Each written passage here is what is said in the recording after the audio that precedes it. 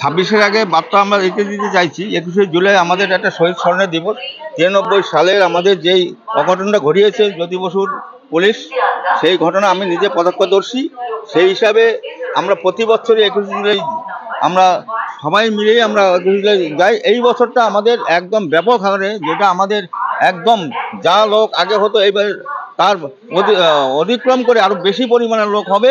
এবং আমরা চাচ্ছি 26শে যে নির্বাচন হবে সেই নির্বাচনে বিপুলভাবে আমরা জয়ী হব। গত দুদিন আগে মোদি দুর্গাপুর থেকে বার্তা একদম সরাসরি আপনি সরকারকে কটাক্ষ করেছে, কি বলবেন?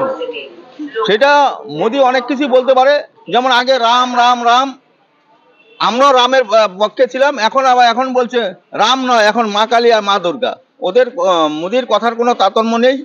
আরজি কর যেটা কটাক্ষ করলেন, আরজি করের দায়িত্ব কিন্তু সিবিআই এর। সিবিআই কার? কেন্দ্রীয় সরকারের, সেই মোদি সরকারের। ওরা বুঝবে সেটা। আপনাদের পরিপ্রেক্ষিতে যে পাল্টা সভা, এই বিষয়টা কেমন ভাবে দেখছেন? আমাদের পরিপ্রেক্ষিতে পাল্টা সভা যেটা হলেও কোনো কাজ হবে না।